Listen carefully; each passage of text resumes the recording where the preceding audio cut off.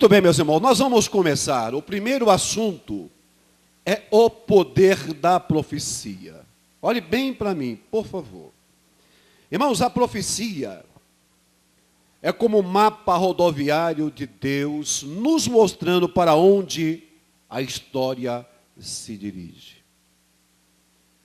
A chave para a interpretação da profecia bíblica está em discernir o que é literal e o que é simbólico. Preste atenção.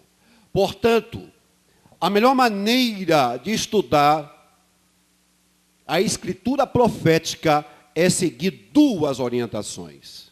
Primeira orientação: interprete a profecia literalmente sempre que for possível. Deus tensionava dizer o que disse. E disse o que tensionava dizer quando inspirou homens pelo Espírito Santo no que diz respeito à palavra profética. Segundo lugar, nunca confundir as profecias que diz respeito a Israel e as profecias direcionadas à igreja. Existem vários estudos proféticos na Bíblia. E um estudo, ele é fantástico, chama-se Dispensação da Humanidade. Na Bíblia vamos encontrar os três povos. Primeiro, judeus. Segundo, os gentios. São os estrangeiros, as nações. Segundo, a igreja. Judeus, quem são? São todos os filhos de Abraão, Isaque e Jacó. Gentios, quem são? São aqueles que não são judeus. Nós, por exemplo, somos gentios. O que é a igreja?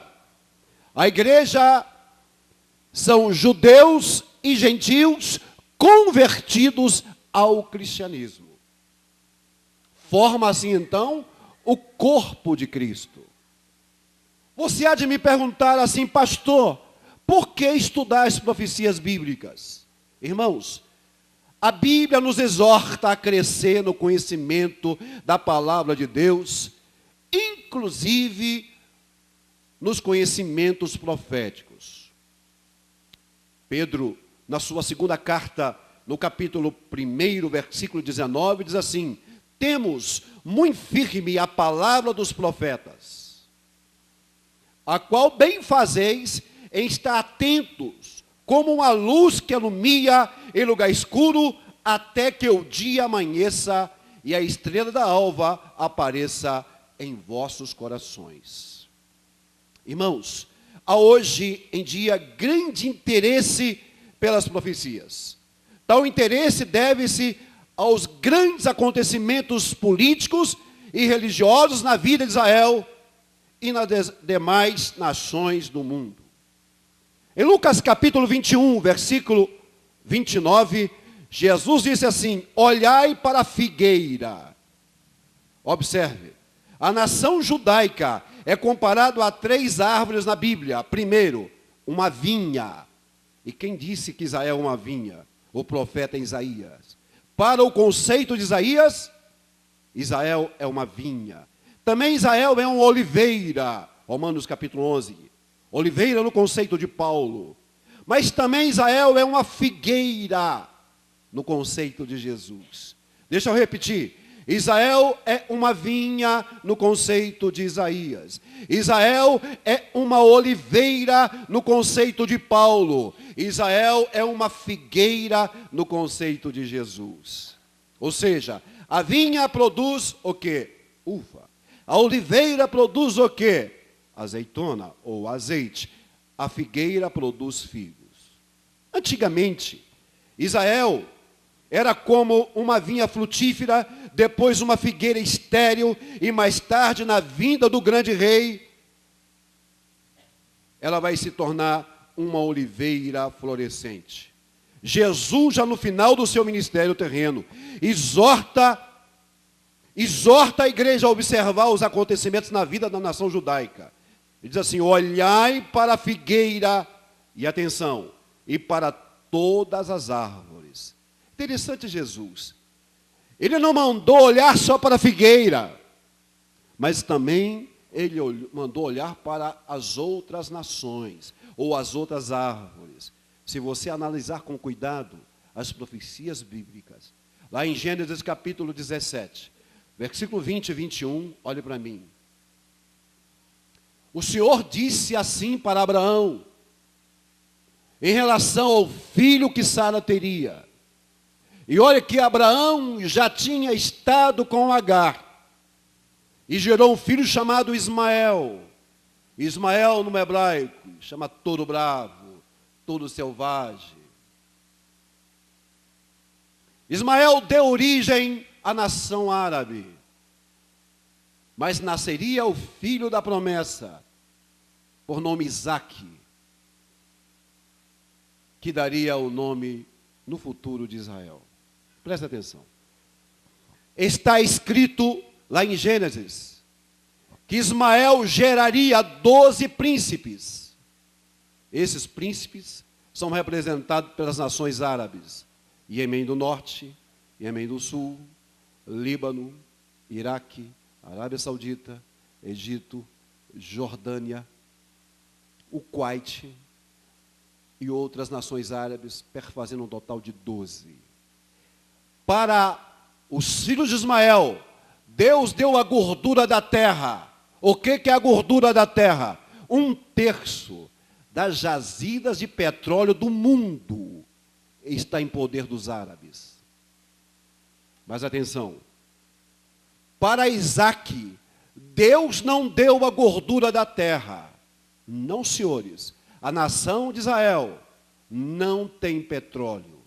Mas tem uma coisa: se você olhar com cuidado as profecias de Deus para Abraão, ele falou assim: porém, com Isaque estabelecerei o meu concerto, os meus mandamentos, os meus desafios.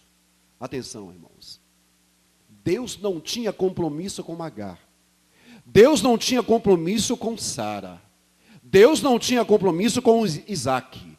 Deus tinha cumplicidade com o velho Abraão. Por causa de Abraão, ele abençoou a nação árabe com a gordura da terra, com a riqueza. Por causa de Abraão, ele fez um concerto com Isaque. A Isaque o culto, a Isaque o sacrifício, a Isaque mandamentos, a Isaque a fumaça no templo. A nação árabe, o petróleo. Por isso, quando os árabes brigam com Israel, não é problema nosso. É uma guerra de irmãos por parte de pai. Não importa a atrocidade deles. Não vamos entrar nessa briga. Israel é o relógio de Deus. Escuta. Escuta. Mas Israel, hoje, é o sinal mais evidente da volta de Jesus. Não tem outro sinal mais evidente. A figueira está brotando. De que forma? Vamos analisar. Israel sofreu 3 dispersões. A primeira foi com Jeroboão, no Reino do Norte. A segunda foi com Jeroboão, no Reino do Sul. Divisão de 2 tribos aqui e 10 tribos ali. E depois veio a diáspora, a dispersão. Por quê? Israel foi um filho que rebelou contra Deus. Quando Deus se apresentou para Israel, Israel disse: não, nós queremos um rei. Naquele momento, a nação israelita esbofeteou o rosto de Deus, porque a nação pediu Saul. Foi uma tragédia. Drasticamente, Saul reinou. Depois, Deus enviou Jesus.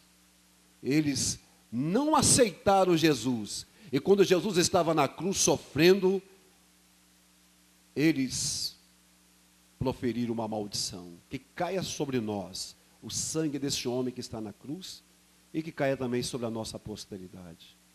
Aí Deus mandou o Espírito Santo. Eles não aceitaram também o Espírito Santo.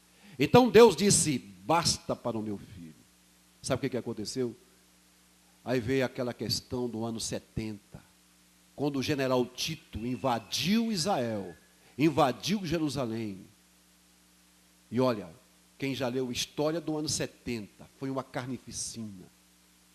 Foi dada uma ordem em Roma para que os soldados romanos não entrassem no templo, porque lá estava o templo sagrado dos judeus, e lá estavam escondidos crianças e velhos. Flávio Joséfo nos conta que no ano 70, a sagacidade dos romanos foram tanta, que eles entraram dentro do templo e mataram todos os velhos e todas as crianças, ao ponto da história dizer que durante 24 horas, aquelas escadas jorraram sangue. Eles refugiaram numa fortaleza, quem já foi a Israel aqui sabe disso, chamado Massada. Resistiram 30 anos, até que os romanos inventaram aquela arma de guerra chamada catapulta, e arremessaram bolas de fogo até em cima de Massada. Quando os romanos subiram aquela montanha, os israelitas atiraram de lá, outros se mataram, houve um suicídio coletivo. Mas aí que aconteceu? Do ano 70, Israel foi uma nação dispersa no mundo inteiro. Sai Israel da sua pátria. Irmãos, olha para mim. Israel é tamanho do estado do Sergipe, nosso aqui no Brasil. Sabe o que aconteceu? Ali todos tomaram conta, os árabes, os otomanos, os cruzados, os ingleses, os árabes, os paladinos, tomaram conta daquela terra. Mas tem uma coisa: eles teriam que voltar para que se cumprisse a profecia. Em 1948, numa tarde de sol, na OTAN, senta-se um brasileiro chamado Oswaldo Aranha, doutor Oswaldo Aranha, numa reunião para decidir se Israel voltaria a ser nação novamente. Um brasileiro pegou uma caneta e declarou: eu autorizo Israel voltar à sua pátria. Um brasileiro chamado Oswaldo Aranha. Irmãos, naquele momento então, as nações deram outra vez os filhos, a nação, Israel, o direito de voltar. Olha a figueira brotando, olha a figueira dando seus frutos. Israel é um sinal evidente de que Jesus está às portas para vir buscar a igreja. A profecia é uma história escrita antes de acontecer. É a maneira como Deus nos fala o que vai acontecer no futuro. E olha, a Bíblia contém mais de 1000 predições de eventos futuros. Muitas delas já se cumpriram em destaques e também em detalhes. E detalhes até específicos. Eu posso citar para vocês aqui durante a semana. Existem 2 tipos de profecias: as profecias bíblicas e as profecias de eventos. As profecias bíblicas ninguém muda, nem por oração. As profecias de evento podem sim mudar. Atenção, irmãos, olha para mim. Bom, eu dei uma pequena introdução ao que é a profecia. Agora olha para mim. Escute bem o que eu vou falar. Nós temos na Bíblia um estudo que eu chamo na escatologia de a espinha dorsal da palavra do Senhor. Espinha dorsal da Bíblia. Já falamos sobre as profecias. Agora olha para mim. A espinha dorsal da Bíblia é um estudo chamado de as dispensações. O que quer dizer a palavra dispensação? A palavra dispensação no grego quer dizer oikonomia. Oiko, o-i-k-o, oiko. Oiko no grego quer dizer casa. Nomia quer dizer administração. Ou seja, as dispensações bíblicas é uma maneira como Deus está administrando essa casa. Atenção. Paulo escrevendo aos Efésios, no capítulo 1, versículo 10, ele fala assim, de tornar a congregar em Cristo todas as coisas, na dispensação da plenitude dos tempos. Irmãos, conhecer a espinha dorsal da Bíblia, conhecer a coluna vertebral da Bíblia, é manejar bem a palavra da verdade. E quando Paulo escreve a Timóteo que nós devemos manejar bem a palavra da verdade, ele quer dizer que cada crente tem que fazer um corte reto. Manejar quer dizer fazer um corte reto na palavra do Senhor. Escute, nós temos uma casa universal e ela tem 7 andares. Escuta, o primeiro andar dessa casa, chamado andar da inocência. O que é inocência? É a ausência de culpabilidade. Depois, nós temos o segundo andar, que é o andar da consciência. Esse andar, o que é consciência? Consciência é a voz secreta da alma. A consciência, que é o segundo andar dessa casa de Deus, começou na queda do homem no jardim do Éden até o dilúvio. A duração deste tempo foi de 1656 anos. Depois nós tivemos o terceiro andar, que é o andar do governo humano. O que é o governo humano? É o sistema político. Quando começou do dilúvio a chamada de Abraão, qual foi a duração do governo humano na Bíblia? 427 anos. E depois nós tivemos o quarto andar, que é um andar chamado de promessa, patriarcal, da chamada de Abraão até o êxito, compromisso de Deus. Olha que coisa fantástica. E nós temos o quinto andar dessa casa de Deus. Qual é o quinto andar? A dispensação da lei. O que é lei? São obrigações impostas. Começou no Monte Sinai e vai até no Monte do Calvário. Leis. As duas dispensações destinadas a Israel é promessa e lei. E atenção, essa dispensação da lei é interessante. Ela divide em 3 períodos. Período teocrático, período monárquico e período imperial gentílico. Dispensação da lei. Tem uma igreja famosa no mundo inteiro que ainda está nesse quinto andar de Deus, que só prega a lei. Dizem que não podemos beber café, nem comer carne de porco e nem trabalhar aos sábados. Bom, esta denominação ainda está no quinto andar. Só que o quinto andar não existe mais. Vocês vão saber por quê.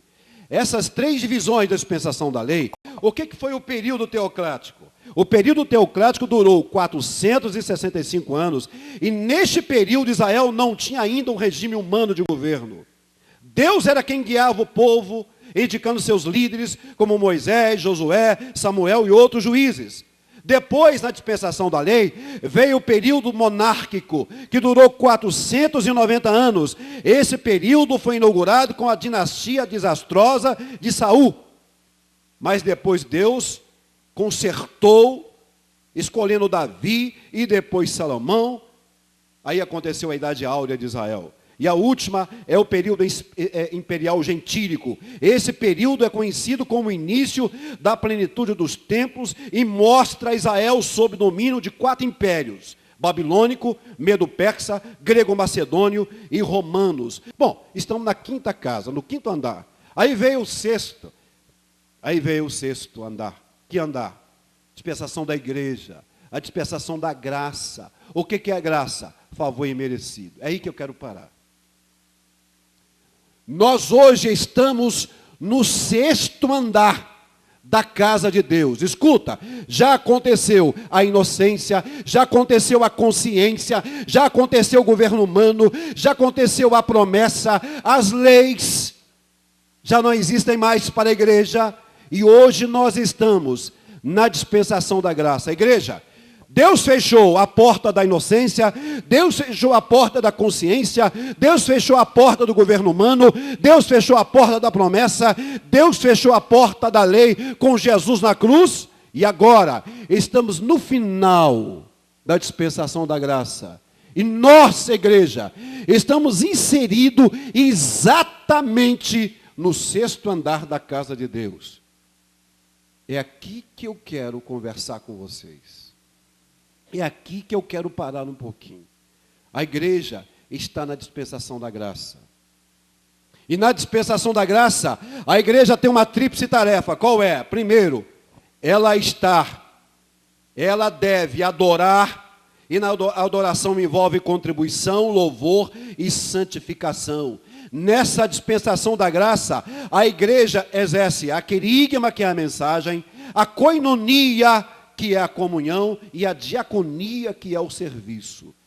Irmãos, nós estamos no final da dispensação da graça, a qualquer hora desta. Jesus vai fechar essa porta. E como ele vai fechar? Presta atenção aqui. Eu vou provar para vocês agora que Jesus está mais próximo do que você possa imaginar para fechar a porta da 6ª dispensação. Alguns sinais. Irmãos, Deus é especialista em trabalhar com sinais. Tudo que Deus faz, Ele avisa.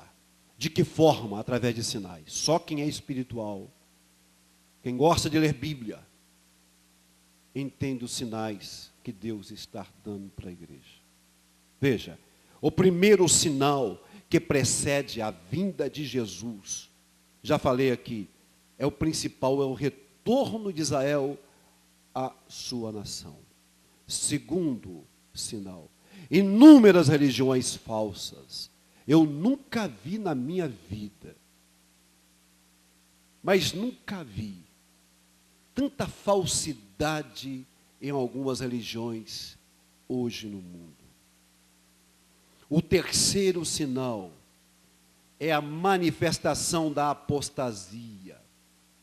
Homens renegando a fé, apostatando-se da fé, largando Jesus e criando entidades religiosas como a nova era. A nova era. Ela veio com a consciência espiritual interior, pura heresia. Ela vem com a consciência viajante mística, pura heresia. Ela vem com a unidade universal, pura heresia. E depois ela vem com a psicologia transpessoal, pura heresia. E depois ela termina com a saúde holística. Mentira. A nova era não acabou, nós combatemos a nova era nos seminários, nas igrejas e achamos que ela acabou. Não, senhores. Ela domina uma nova ordem no mundo. A nova era é um sinal da vinda de Jesus. A atriz Shirley MacLaine, né? Aquela atriz que se tornou autoridade espiritual, ela defende que foi indiretamente inspirado por um extraterrestre chamado Omaia. Omaia é um demônio. É um demônio que usou aquela atriz norte-americana. Bom, outro sinal, extrema corrupção no mundo. Hoje o homem se corrompe por qualquer coisa. A maior prova que nós temos, está no nosso Brasil, onde o nosso Congresso, governantes, não importa de que partido, não estou aqui dizendo de partido A, B e C, se corrompeu e se corrompe. A história do nosso Congresso é uma vergonha nacional. Corrupção na área da saúde, corrupção na área social, corrupção na área da educação, corrupção na área política, é um sinal da vinda de Jesus. Outro sinal, princípio de dores. Sinais nas nações. perseguições à igreja. Olha para mim, irmãos, em nome de Jesus. Você está aqui com a sua família tranquila, você não conhece Bangladesh, você não conhece o Tibete, você não conhece a Nicarágua, você não conhece os países que estão sendo massacrados por causa do Evangelho.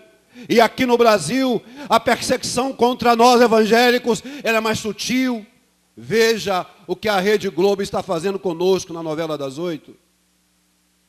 É um assinte, é um ultraje, é uma ofensa. Quando ela coloca alguns crentes radicais, aquelas mulheres com vestidos compridos, cabelos longos, radicalizando tudo e todos, sendo intolerantes, a igreja não é isto que a Rede Globo coloca no ar. A igreja não é isso, isso é uma perseguição de forma indireta. Escute aqui, irmãos. Eu conversei com um satanista na Califórnia, quando eu estava saindo para uma conferência. Aquele satanista da Califórnia, um americano, olhou para mim e disse: pastor, o diabo não perde tempo mais com vocês em colocar atabaques, velas e colocar isto e aquilo nas encruzilhadas. Nós matamos vocês, é dentro da sala de vocês, com televisão, com videogames, com games e com demos. Nós matamos vocês lá dentro. O diabo não ataca mais a igreja de frente, porque o diabo sabe, se atacar a igreja de frente, ele vai perder espaço. Ele vai perder espaço. Porque se ele ataca a igreja de frente, a igreja vai para o monte, a igreja vai para a consagração, a igreja vai para o jejum. O que ele faz? Ele mistura a igreja com ele.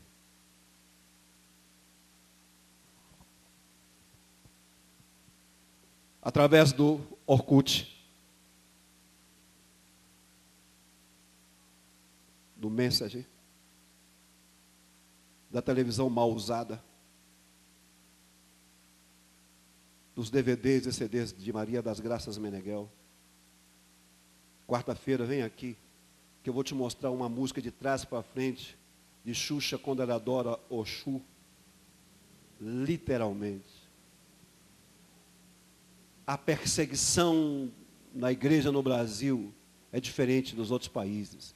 O diabo percebeu que o Brasil está se tornando uma nação evangélica. O diabo está perdendo terreno no Brasil. Só em Belo Horizonte são 480 mil evangélicos. O diabo sabe que Stallone entregou a vida para Jesus. O diabo sabe que cartistas estão vindo para o Evangelho. O diabo, ele está fazendo de tudo para frear o crescimento da igreja. De que forma? Eu não posso com eles, eu me ajunto a eles. A vinda de Jesus está próxima. Eu estava na Argentina, na cruzada Luiz Palau, em Córdoba. No final daquela cruzada, o famoso evangelista pediu a um ancião da igreja que apresentasse uma criança de 8 dias de nascido. Aquele ancião pegou aquela criança, ele levou aquela criança nos braços e apresentou aos pais daquela criança, e aquela criança, quando ela baixou aquela criança para entregar o casal que estava do lado esquerdo, Deus usou uma criança de 8 dias de nascido e disse assim: servo, a vinda de Jesus se aproxima.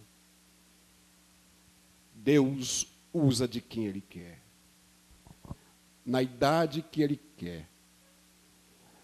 E nessa conferência, eu vou dizer coisas para você que você nunca imaginou ouvir.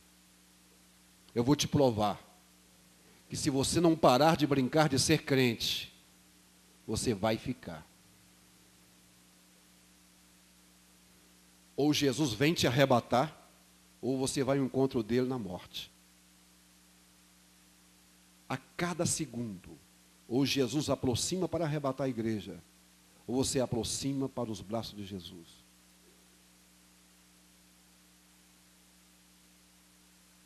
Venha, Não fuja dessa conferência, senão eu vou te chamar de covarde. Porque você vai ouvir coisas aqui que vai impactar a sua vida. Você nunca mais será o mesmo. Uma senhora aqui, aqui perto da fronteira do Brasil com a Bolívia, em Corumbá, estava deitada numa rede. Essa mulher tem 75 anos. Essa mulher balançando numa rede, de repente, ela sentiu a presença de um varão vestido de branco, um anjo, que aproxima dela e disse assim: serva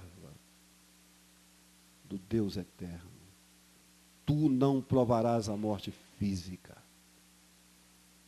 Ela tem 75 anos, hoje ela tem 78 anos. Cronologicamente, uma pessoa de 78 anos não vai viver muito, mas ela não vai morrer. Segura. Se eu vou ouvir outras coisas no filme que eu vou passar na quarta-feira aqui. Sinais da vinda de Jesus. Perseguições. Falta de amor. Inversão de valores. Imoralidade é um sinal da vinda de Jesus. Olha a parada gay em São Paulo. 1,5 milhão de gays, lésbicas, simpatizantes, desfilando pela rua do Brasil. Imoralidade, inversão de valores, casais invertendo na sua relação normal, como diz Paulo em Romanos 1:25, enveredando por um sexo que não é de Deus. Tu sabe o que eu estou dizendo, casal. Eu não vou ser explícito, não. A vinda de Jesus está próxima. Internet, toda ela, 90% das pesquisas que se fazem no mundo virtual, na rede mundial de computador, 90% é de imoralidade. Crentes que saem da igreja e passam na esquina e pegam uma fita de vídeo pornô para se excitar com a esposa dentro de casa. A vinda de Jesus está próxima.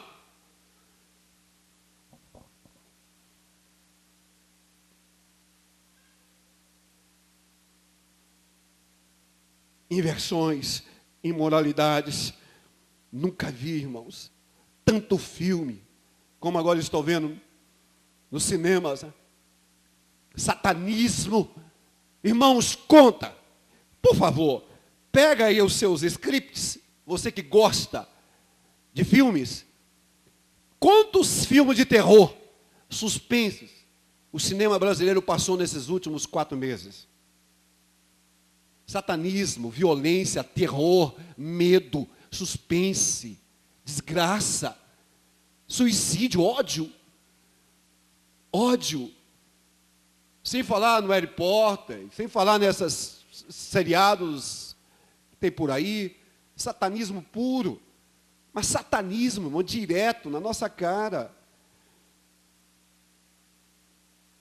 Fome. Todo mundo aqui já comeu hoje, se alimentou de tarde, de manhã, no almoço. Vai lá em Bangladesh, vai lá onde que nós temos a igreja, em Sucre.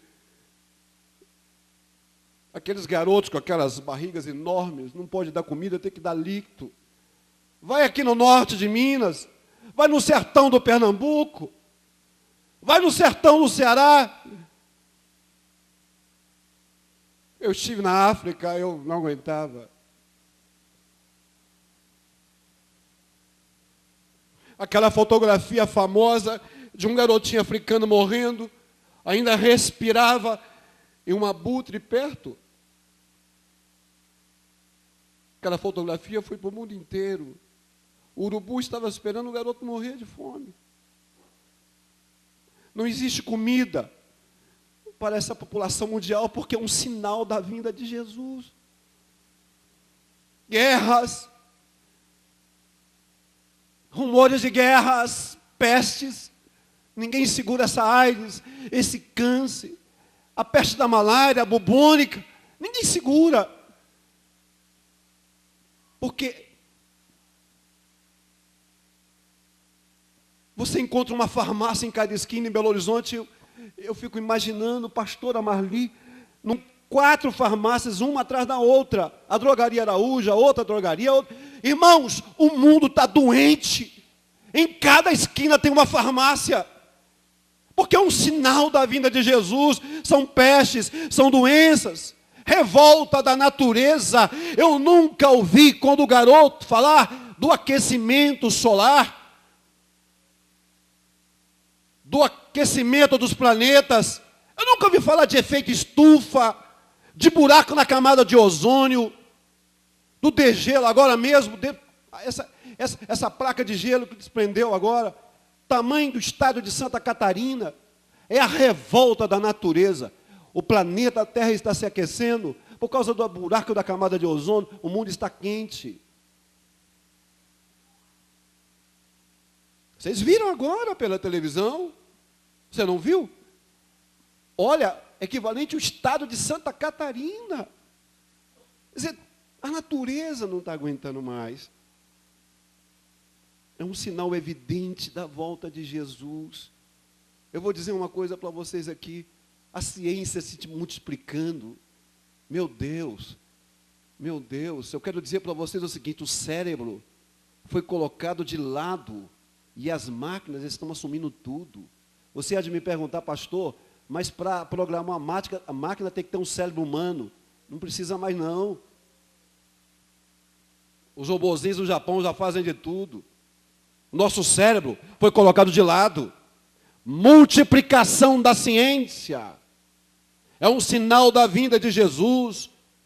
Uma aflição quase que neurótica dessa última geração. Vivemos no prisma de uma geração embalada pelas drogas. Pais pedindo pelo amor de Deus, salva o meu filho. Não é isso, Cleito? Não é isso que nós vimos lá na Assembleia Legislativa? Salva o meu filho. Eu tenho um sobrinho que meu irmão está dizendo, pelo amor de Deus, não morra, meu filho. Ele foi adotado por um traficante. Está jurado de morte, um garoto bonito, 22 anos, 1,90 m de altura, batizado lá na Getsemane. Os pais dizendo para os traficantes, toma, mas não mata meu filho. É uma aflição neurótica. Esse é o prisma da geração que nós estamos vendo. É o tempo deles. Uma geração que vive em meio dos tumultos, do terror. Uma geração cheia de medo, com os nervos à flor da pele. Irmãos, essa geração lá fora está atormentada por espíritos malignos. Espíritos nos cinemas, nos filmes de terror, na ficção diabólica. Você tem o satanismo, usando a Disney. Todos os filmes da Disney, tem uma mensagem familiar do satanismo. A música do Rei Leão, toda ela, escrita pelo pessoal da Nova Era. A Disney está infectada, irmãos, de coisa para os nossos filhos. Escuta. Vivemos um período extremamente perigoso. E o diabo já desconfiou que esses sinais são evidentes, que Jesus está às portas. Vivemos o período mais agonizante que o mundo já passou. Esta agonia é gerada pela ameaça de destruição que paira sobre nós, a perplexidade, a inversão de valores, a solidão, a violência, o medo das criaturas. Tudo parece encerrar nossa atual geração dentro de um tubo de ensaio científico. A busca da resposta, a luta pela sobrevivência, tornou a nossa gente escrava da agonia e do desespero. Irmãos, a humanidade está em guerra neste momento. E não é draconiano eu dizer para vocês nessa conferência que a humanidade está lutando pela própria sobrevivência. Porque Jesus está às portas. Mas escuta aqui, mas há uma realidade de consolo. Há uma efervescência diária. A igreja do Senhor Jesus, lavada, remida, clareada no sangue do Cordeiro, está livre. Aleluia! Você faz parte de um povo que já ganhou a batalha. Eu creio, eu acredito que se Jesus voltar agora, todos vocês subirão para encontrar o Senhor nos ares. Aleluia!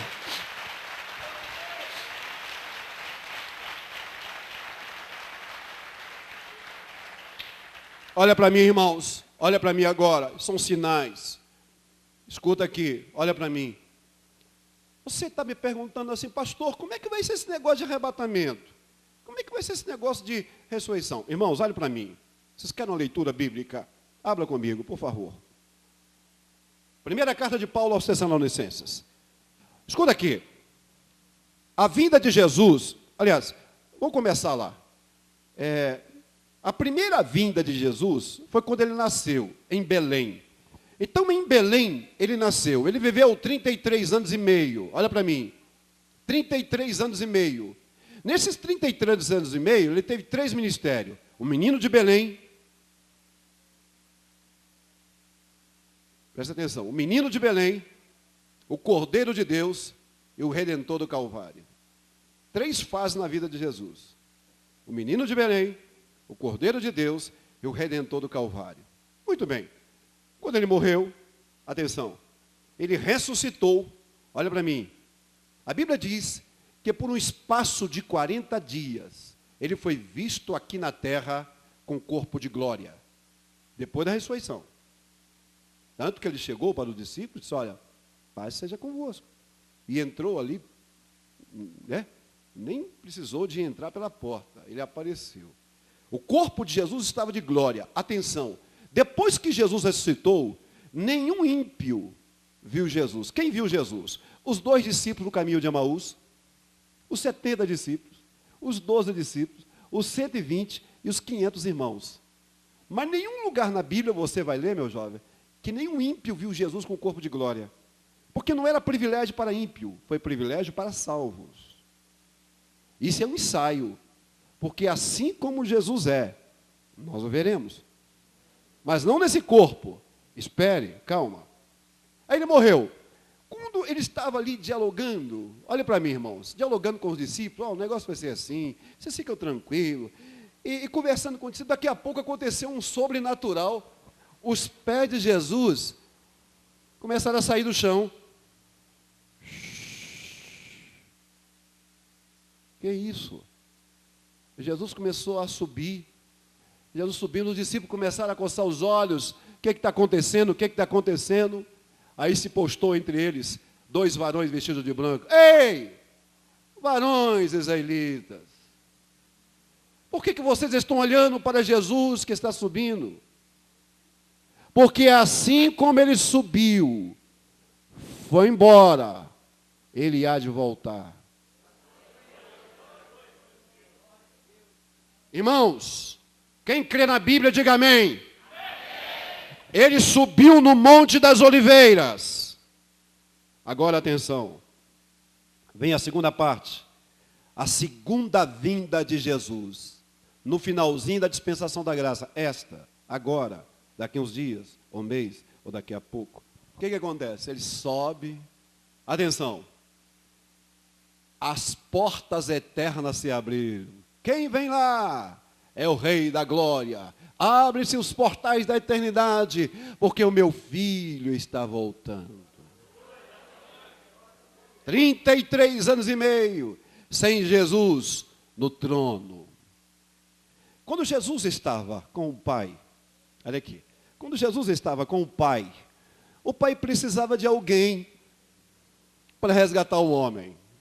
Bom, ele não queria Jacó, porque Jacó enganou o pai. Ele não queria Abraão, porque Abraão mentiu a Faraó. Ele não queria Davi, porque Davi cometeu aqueles 2 pecados. Bom, Jesus se apresenta e fala, pai, eu vou. Eu vou porque o Senhor não achou um justo sequer. Eu vou, tudo bem. Aqui, ó. Trono do Filho, trono do Pai, trono do Espírito Santo. Que a unicista aqui agora vai sofrer comigo. Olha aqui. trono do Filho, trono do Pai, trono do Espírito Santo. O Espírito Santo no Velho Testamento, ele vinha e voltava. Ele vinha e voltava. Era poder temporão. Ele usou Otoniel, ele usou Sansão, ele usou os profetas, ele usava os patriarcas, mas ele voltava. Ele era um consolador que vinha, mas voltava para o céu. O filho se apresenta e fala: pai, quer saber de uma coisa? Eu vou. Vai, meu filho, vou. Tudo bem. Ele veio. Paulo, escrevendo aos Filipenses, ele fala que Jesus não teve por usurpação ser igual a Deus, coisa que devia se aferrar.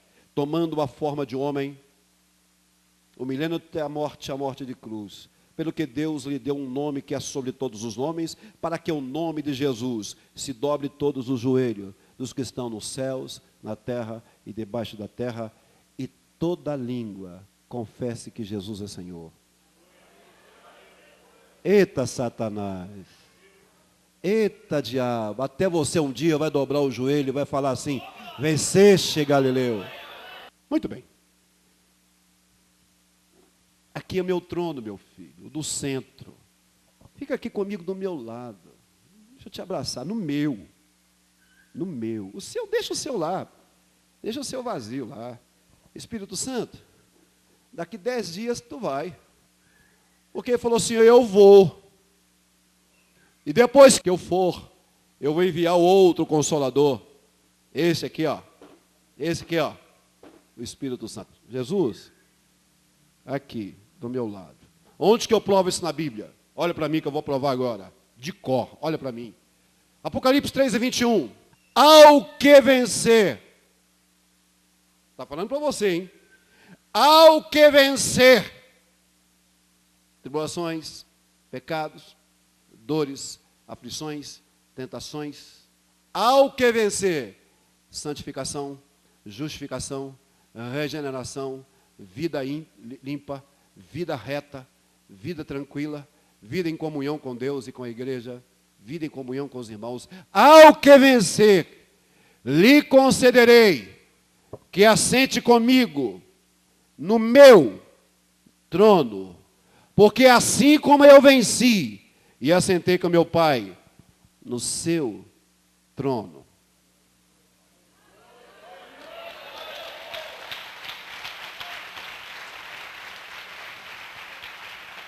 Ô glória! Ô glória! Ele merece mais do que isso. Ô glória! Ô aleluia! Começou a ficar bom. Começou a melhorar. Começou a melhorar. Olha para mim. Aí depois Jesus, depois de um espaço, lá em Atos capítulo 2, o Espírito Santo desceu, não mais para vir e voltar, mas ele ficou em Atos capítulo 2, e ele está aqui. Oh glória! Então ele não volta mais. Sabe quando ele vai voltar? Calma, espera. Muito bem, o que vai acontecer? Quem achou Tessalonicenses capítulo 4, 13? Levanta a mão. Agora é que está o segredo. Como é que vai ser isso? Então vamos ler. Olha que revelação linda de Paulo. Atenção! Primeira carta de Paulo aos Tessalonicenses, capítulo 4, a partir do versículo 13, diz assim: não quero, porém, irmãos, que sejais ignorantes acerca dos que já dormem. Atenção, os adventistas pregam aqui que tem o sono da alma. Mentira, da senhora Wright. Sabe por quê? Porque quem dorme é o corpo e não a alma. A senhora Wright mentiu e continua mentindo. Não quero, porém, irmãos, que sejais ignorantes acerca dos que já dormem, para que não vos entristeçais como os demais que não têm esperança. Os dormem aqui, os mortos em Cristo. Versículo 14. Porque se cremos que Jesus morreu e ressurgiu, assim também aos que em Jesus dormem, Deus os tornará a trazer com eles. Atenção, o que é isso aí? Para no 14.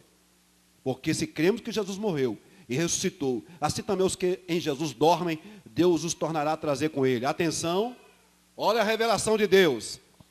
Os que já dormem, o seu pai, a sua mãe, o seu tio, o seu irmão, o seu parente, o seu amigo, que morreu em Cristo Jesus, que morreu salvo, que o corpo baixou à sepultura, mas a alma foi depositado debaixo do altar chamado paraíso, no estado consciente. Preste atenção no estudo de terça. Consciente. O estado da alma é consciente. No paraíso, morre-se o ímpio, a alma desce para o Hades, morre-se o salvo, o corpo baixa a sepultura, ele fecha os olhos, vai para dentro de um caixão, vai para um cemitério. É o corpo que dorme, mas a alma sobe, chamado o paraíso. Ele falou para aquele homem que aceitou Jesus: ex-ladrão, hoje mesmo, rapaz, você vai estar comigo no paraíso. Mas atenção, na hora que Jesus vir buscar a igreja, primeira coisa, segundo esse versículo, diz assim: porque se cremos que Jesus morreu e ressurgiu, assim também aos que em Jesus dormem, os mortos em Cristo, Deus os tornará a trazer com ele. O que é isso? Aí que está o segredo. Vou ensinar para vocês um segredo. Na hora que Jesus voltar, sabe o que ele vai fazer? Vai chamar todas as almas debaixo do paraíso. Volta-se com corpo de glória. Não importa se morreu 100.000 anos atrás. Digo, porém, um mistério. Isso é um mistério. Nem todos dormiremos, mas todos seremos arrebatados, transformados. O que é incorruptível se revestirá de incorruptibilidade. O que é mortal vai se revestir de imortalidade. Igreja, isto é mistério. Mistério. Ele traz as almas dos mortos, pega os seus corpos, que já nem existem mais, por um ato de fé. Atenção, vocês querem um segredo? Olha o que diz o versículo 15. Dizemos-vos, pois isto pela palavra do Senhor, que nós, os que ficarmos vivos para a vinda do Senhor, não precederemos os que já dormem. O que é preceder? Não vamos chegar na frente. Não. Por quê? O que diz o versículo 16? Porque o mesmo Senhor descerá do céu, primeiro, com alarido. O que é alarido? Um brado, um grito. Segundo, com voz de arcanjo. Terceiro, com trombeta de Deus. Os que morreram em Cristo ressuscitarão primeiro, depois nós, os que ficarmos vivos, seremos arrebatados juntamente com eles, os mortos, nas nuvens, a encontrar o Senhor nos ares, e assim estaremos para sempre com o Senhor. Aí vem a sentença final: portanto, consolai-vos uns aos outros com estas palavras. Agora olha para mim, eis o mistério que muito crente não sabe porque não lê a Bíblia.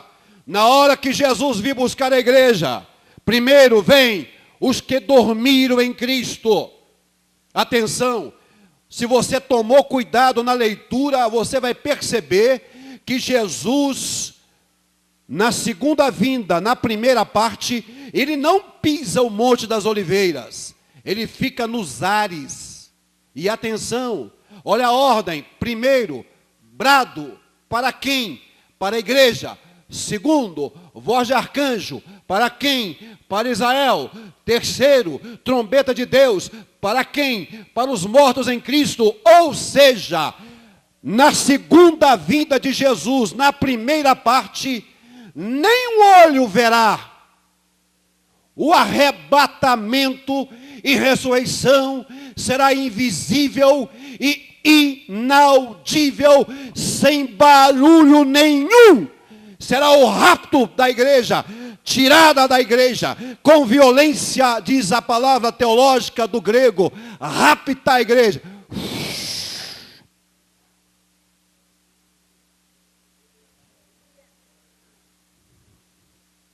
Aviões sem seus pilotos, igreja sem crente. Senhores, é assim que será a vinda do Senhor. Ah, pastor, mas eu já li na Bíblia que todo olho verá. Não, senhores, aí é para a segunda parte. A primeira é invisível e inaudível, nem o olho verá. Pode rebater teologicamente quem dizer para você que na primeira parte da segunda vinda de Jesus, um ímpio vai ver, mesmo porque a palavra de Deus diz que nós vamos encontrar o Senhor nos ares e não na terra. Pastor, me explique isso direito. Aí que está o detalhe. Abra para cá, irmãos. A igreja sobe. Subiu? Vamos para um lugar chamado átrio. Apocalipse capítulo 4 e todo o Apocalipse capítulo 5. Não precisa de ler não, porque está na apostila. Atenção, ali vai ser o comitê de recepção. Jesus pega a igreja. Hoje você faz parte de uma igreja militante, mas amanhã você vai fazer parte de uma igreja. Qual? Triunfante. Hoje você milita, amanhã você triunfa. Olha para mim, primeiro o comitê de recepção, aí chega a igreja. Como é que vai ser essa história de arrebatamento? Por exemplo, quem usa dentadura?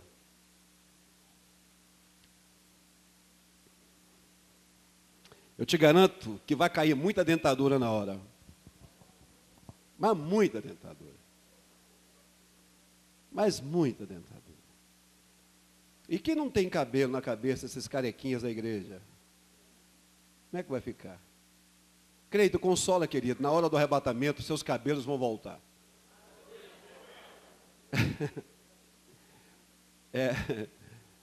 E as roupas? Que roupa? Você vai com essa roupa para o céu? Mas também nu você não vai. Porque está escrito na Bíblia que o Senhor, na hora do arrebatamento, vai vestir você com vestes brancas e resplandecente e linho finíssimo.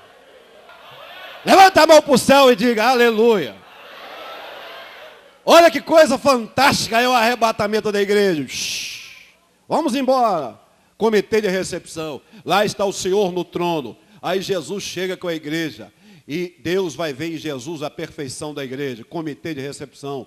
Aquela questão dos 24 anciões, né? Daquele livro que ninguém podia abrir. E de repente alguém chora e alguém levanta. Oh, não chora.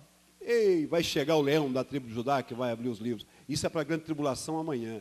Aí depois, vamos para um lugar chamado Tribunal de Cristo. Olha para mim. Olha, eu vou terminar, irmãos. Tribunal de Cristo. Ah, tribunal, pastor? O que é isso? Eu vou sofrer no tribunal? Que vai sofrer, irmão? Tribunal de Cristo é para galardoar crente. E lá tem 5 coroas da justiça, coroa incorruptível, coroa de exaltação, coroa de glória, coroa de Marte. Mas tem uma coisa, Paulo falou que vai ter 6 elementos: ouro, prata e pedras preciosas, madeira, feno e palha. Atenção, aí que está o detalhe. Você já foi para o céu, de lá você não sai mais. Mas tem uma coisa, no tribunal de Cristo, não vai julgar o obreiro, vai julgar a obra. Ou seja, é bom você trabalhar aqui. É bom você ganhar alma para Jesus aqui. É bom você distribuir folheto aqui. É bom você encher essa igreja rapidamente para ter 4 cultos aos domingos. Sabe por quê? Sabe por quê? Porque lá no tribunal de Cristo, sabe o que vai acontecer? Tem gente que vai ter mais galardão do que o outro. Vai ganhar alma, enche a igreja, prega para os desviados. Ah, eu sou salvo. Tá bom, ok. Mediante a graça, isso não é de vós, isso é dom de Deus. Mas, irmão, ter galardão é bom demais. Já pensou eu cantar no coral dos querubins e você bater palma para mim? Olha, irmãos, consola, porque lá no tribunal de Cristo não julga pecado, é galardão. De lá, atenção, para terminar essa fase, vamos para as bodas do Cordeiro. Eita glória! arrebatamento, comitê de recepção, tribunal de Cristo e depois as bodas do Cordeiro, o casamento místico da igreja. Casamento, hoje somos noiva, amanhã seremos esposa do Cordeiro. Aplauda o Senhor. Eu vou terminar. Ô, glória! Eu tenho que dizer para vocês uma coisa. As bodas do Cordeiro, a pessoa, na apostila de vocês tem um mapa aí no início, que fala sobre as bodas do Cordeiro. Eu vou terminar essa primeira parte da conferência, falando sobre as bodas do Cordeiro, só para terminar. Escuta aqui. Deixa eu ler uma coisa para vocês que eu anotei hoje, só para vocês, privilégio de vocês. Nem as outras igrejas que eu apliquei essa conferência teve isso aqui. Como é que vai ser essa questão das bodas do Cordeiro? Vocês querem ouvir? Amém? Então ouça com atenção. O arrebatamento da igreja é comparado com o casamento judaico nos moldes antigos.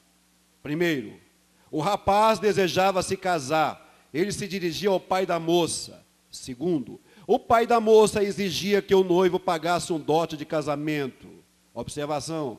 Depois que o noivo assinava com o pai da moça um contrato de casamento, conhecido como manuá e depois chamado de ketubá, a moça passava a ser desposada, noiva, com o rapaz. Ele ainda não era esposo, ele teria que voltar à casa do pai, a fim de preparar o lar para a futura esposa.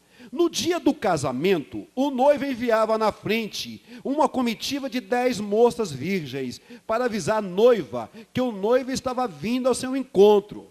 Com isso, criava-se uma grande expectativa na cidade para assistir o grande encontro da noiva com o noivo. O noivo saía ao encontro acompanhada por 10 virgens, trazendo em suas mãos tochas acesas. O noivo também vinha com sua comitiva com 10 velas acesas, simbolizando a entrega dos 10 mandamentos por Deus a Israel, no Monte Sinai. Após o encontro da noiva com o noivo, ele levava para a casa do pai, a fim de comemorar a festa das bodas que durava 7 dias. Até aí tudo bem, né? Só que agora vamos para as bodas do Cordeiro. Diz assim: quando Cristo se interessou por nós e nos amou primeiro, ele chegou diante do Pai e aceitou pagar o dote. Pois fostes comprado por bom preço. No contrato de casamento de Cristo com sua igreja, ele nos deu o Espírito Santo como penhor e garantia de que voltará para resgatar a sua propriedade. Na casa do meu pai há muitas moradas. Há uma grande expectativa tanto nos céus, casa do noivo, como na terra, casa da noiva, para esse grande encontro de Cristo com sua igreja. Assim como no dia do casamento, o noivo enviava uma comitiva para avisar a noiva a sua chegada, assim Cristo, o noivo, já enviou na frente o Espírito Santo para conduzir ao grande encontro. Atenção, o noivo levará a noiva para a casa do pai, a fim de comemorar as bodas durante 7 dias. Estudo para amanhã. Cristo levará a sua igreja para a festa das bodas, que durará 7 anos na casa do Pai. O noivo chega primeiro e fica no altar esperando a noiva. Cristo ficará nas nuvens, o altar, primeiro do que a igreja. No casamento, existe o noivo, a noiva, os padrinhos, damas de honra, os convidados e o celebrante. Atenção, o noivo é Cristo, a noiva é a igreja, o padrinho é o Espírito Santo, as damas de honra, os frutos e as obras da igreja, os convidados, os anjos, o celebrante, Deus.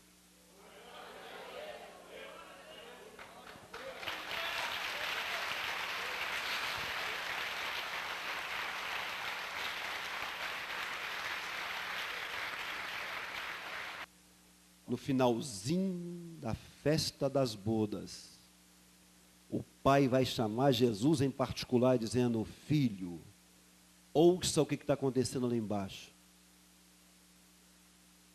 A igreja subiu, foi para o átrio, tribunal e bodas, 7 anos. Aqui embaixo, os que ficaram, os desviados, aqueles que brincam de ser crente, aqueles que acham que não precisa santificar a vida, não precisa agir corretamente, os fofoqueiros, os impuros, os idólatras, os que ficam julgando na Mega Sena, na Telecena, Big Brother, novela das 8. Sou radical não, irmãos. Sou radical não, só estou sendo usado por Deus para profetizar para você. Aqueles que fazem sexo fora do casamento, se prostituem dentro do carro com a namorada. Aqueles que usam seu leito para fazer coisas que não devem. Aqueles que sonegam imposto de renda. Aqueles que mentem para o leão. Aqueles que não socorrem os pobres.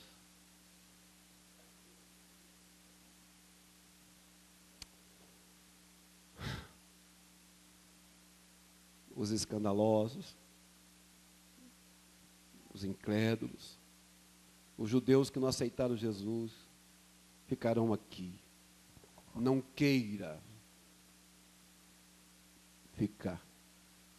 Pai, realmente, eu ouço a voz de Israel. Sim, é o bloco de Gog e Magog, liderado pela Rússia, pela Arábia Saudita, pela China comunista. Está sufocando Israel no Mar Vermelho. Pai, preciso voltar. Preciso voltar. Sim, filho. Só que agora você não vai voltar como você voltou na primeira fase. Olha para mim, igreja. Pai, eu vou para a guerra. Sim, filho. Então vem cá. Ei, traga um cavalo branco. Meu filho não quer mais jumentinho, porque jumentinho é símbolo de paz. Meu filho quer um cavalo. Ei, coloca uma espada desembainhada nas mãos do meu filho, que é a sua palavra. Ei, traga um manto. Filho, posso descortinar o céu? Vou te dar uma tropa de elite. Vou mandar com você Miguel, tá bom? Só Miguel equivale um exército de 200 milhões de homens. Não queira brigar com Miguel. Filho, te dou mais segurança. Quer? Pai, o senhor que sabe. Pai, pode abrir os céus. Não, espera. Ei, um dos anjos, me traga um pincel atômico. Filho, me dá tua coxa direita. Toma, pai. Eu vou escrever, filho, com letra do céu. Meu filho, tu és rei dos reis e senhor dos senhores. Oh, glória! Oh, aleluia! Pai, pode abrir, agora pode. Pode abrir, filho, pode. Vou abrir agora o firmamento. Abre! Irmãos, quando abre-se o firmamento, todos os canais de televisão, BBC, NBC, Rede Globo, Rede Record, Rede Bandeirantes, vai ficar gente da Rede Record também. E vai mandar, porque fica tomando dinheiro de igreja e passando novela pornográfica. É mesmo, eu estou profetizando sim, senhores. Toma dinheiro da igreja para colocar novela pornográfica num canal que é de crente. Olha, Jesus voltando, agora, na revelação. Na revelação. Aí todo olho verá. Apocalipse 1:8. Judas 14 diz que ele virá com os seus santos. Aí ele vem, todo mundo apavorado, todo mundo, o anticristo, a besta, o falso profeta. Lá vem Jesus. Aí a comitiva para. Jesus aponta para o sol e manda um anjo que vai estar no sol profetizar. Ei, profetiza. Profetizar o quê? Profetiza agora. Manda ajuntar todas as aves do céu para a ceia do grande rei. Que ceia essa, Jesus? É porque eu vou, não com a queixada de Sansão, não, eu não vou com a espada de Pedro, mas eu vou derrotar o anticristo, a besta, o falso profeta. Eu vou para a guerra do Armagedon, mas eu vou com minha espada desembainhada. Sabe, não queira ver Jesus irado. E quando Jesus chegar na revelação, diz a palavra do Senhor, que até a mais profunda raiz da terra vai desaparecer no furor de Jesus, porque ele vai derrotar Satanás, vai derrotar o anticristo, a besta e falso profeta, na guerra do Armagedon, e depois Gog e Magog, e depois julgamento das nações. Levante a sua mão para o céu e diga assim: Maranata, Maranata, Maranata, breve Jesus voltará. Baixa a mão, fecha teus olhos. Eu quero que você nesse momento seja honesto comigo, com você e com Deus, que você também, com você é honesto com você e com Deus. Fecha os teus olhos, não abra teus olhos. Te peço pelo amor de Deus, não faça isso, não abra os olhos. Ninguém vai, eu também vou fechar meus olhos. Vou te fazer uma pergunta agora. Por favor, pelo amor de Deus, não abra os olhos. Eu fechei os meus olhos, eu não estou vendo ninguém. De coração, se Jesus voltasse agora,